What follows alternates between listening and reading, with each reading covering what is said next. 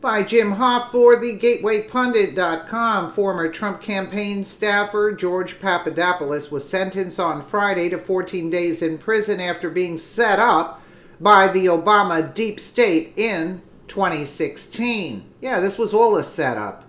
George Papadopoulos went on CNN and ABC this weekend to discuss his role in the Spygate scandal. Papadopoulos told the liberal anchors about how he was set up by Obama spy Stefan Halper in London. George Papadopoulos, I received an unsolicited email from Stephen Halper, or Stefan Halper, who I thought was a Cambridge professor, inviting me. So he reached out and I said, I want you to, and he said, actually, I want you to write a paper for me. I joined him after a week later over drinks at the hotel in London, where all of a sudden he pulls out his phone.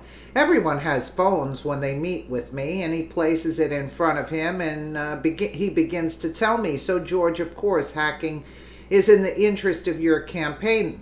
Of course, the Russians are helping you. These open-ended questions, and of course you're probably involved in it too. That's correct, right?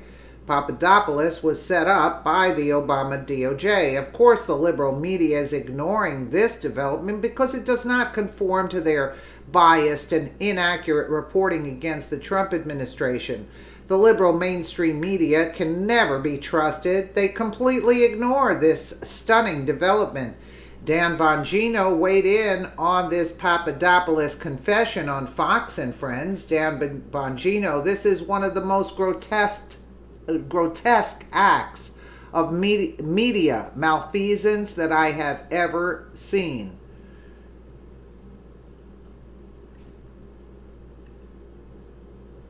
Let's bring in Dan Bongino, former NYPD officer, former Secret Service agent, host of the Dan Bongino Show, and author of this book called Spygate. So it's also a great book that we're going to be talking about a follow-up. If you have to come out with a paperback on that, there's something that Papadopoulos provided for you that's going to help. But first things first. All right, President Obama was on the campaign trail over the weekend in California. Listen to what he said on stage and we'll get your reaction. Sure. It's a consequential moment in our history. Yeah, and the fact is that if we don't step up, things can get worse. 2 months, we have a chance to restore some sanity in our politics. He also, Dan, said that the economic boom started on his watch. What was your reaction? I was horrified listening to this. And listen, let me be clear on this again. I have no issue whatsoever with former presidents speaking out. I know it's not the norm. But candidly, I wish George Bush would have defended himself against Barack Obama. The amazing, hypocrisy of Mr. Obama. Now, think about it, right? For 8 years, through this dreadful recovery that nearly every American felt economically in some way in their wallet, what did he do? He blamed George W. Bush while he's in office. Then he gets out of office, the economy turns around, lickety-split, just like that. And what does he do? He has the gall to take credit for it when Donald Trump's in office. I mean, it's absolutely amazing that the nerve of Barack Obama to do this. Again, I don't have any problem. He's a free citizen. He can say what he wants. If he thinks he's helping, though, I sincerely doubt that proposition. Remember, Barack Obama was good for one thing. Barack Obama. They lost 1,000 Democrat seats across the country when he was in office. Right. I don't think he's helping. Yeah, he got himself elected twice, but he did nothing. The DNC was left in tatters. Great speaker, Yeah. Great charisma, wonderful family. But I think President Trump is relishing this fight.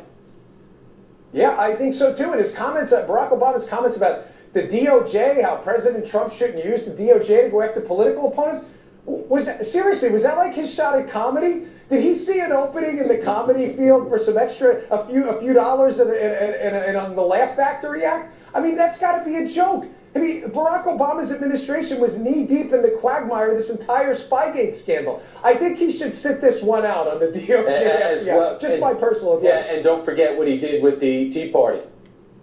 Tea Party, the IRS With the scandal. IRS, the DOJ. They were busy.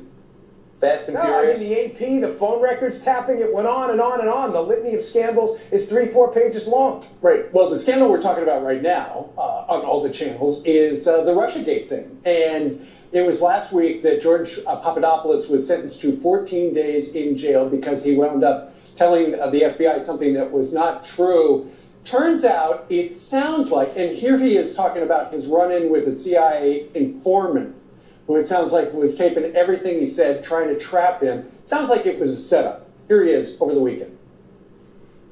I received an unsolicited email from Stephen Halper, who I thought was a Cambridge professor, inviting me. So he reached out to me and he said, I want you to write a paper for me on your expertise. I joined him about a week later over drinks at the Sofitel in London, where all of a sudden he pulls out his phone. Everyone has phones when they meet with me.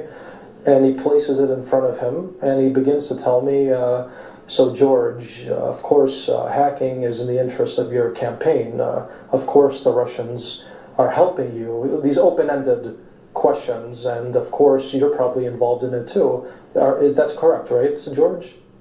And Dan, he thought he was just going to London, staying in a nice hotel, writing a little paper, getting paid $3,000, but it was all about, it looks like, from your point of view, a setup.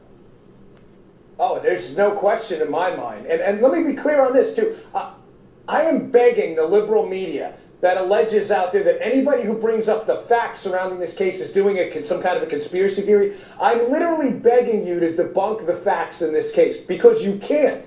This is one of the most grotesque acts of media malfeasance I've ever seen, the ignoring of the Papadopoulos setup. That interview was incredible because he not only confirmed some facts we already know, that a CIA-connected spy, Stefan Halper, working for the United States government, was probing Barack Obama's administration's political opponents in Donald Trump. Think about that. A government spy, these facts aren't in dispute, was making contact with the political opposition of a sitting president, and the media seems almost entirely uninterested in the details of the story outside of covering it from 30,000 feet. And another thing in there, he also talks about other sources that contacted him who have contact with Fusion GPS and others, notably Sergei Milian, who's alleged to be a source in the dossier. What about M.SHAH? M.SHAH, I mean, an absolutely mind-blowing revelation this weekend. Joseph M.SHAH, the guy who initially contacts Papadopoulos about the alleged Russian information on Hillary, M.SHAH, it turns out, may not even be alive. This has, again, been reported in The Hill. It's not my information. The DNC's been looking for him as part of a lawsuit. They can't find him and came out and said, in fact, and I'm quoting, that he may be deceased. Again, I'm not alleging anything conspiratorial. It could have been entirely natural. He could still be alive. I'm just saying, does anybody find it odd that the guy who started this whole thing, this Maltese professor, M.SHAH, nobody can find him? How about the fact that kind of strange. He was a World Cup executive, a FIFA executive? When did Christopher Steele make his name with FIFA? Could Christopher Steele and M.SHAH have some type of long-term relationship? Christopher Steele has connections with a lot of people, Brian. Also with, may have connections with Milian as well, through Oleg Deripaska. They were at it. I mean, the connections in this go deep. But the M.SHAH may be deceased line, again, I'm begging the media. Go find M.SHAH. We'd love to hear from him. The headline this week could be that the president will declassify some of the FISA application information, and then we'll have a better idea what happened. Dan Bongino, joining us today from Florida. Thank you, sir. Thanks, guys. Thank you. All right, let's hand it over to Jillian.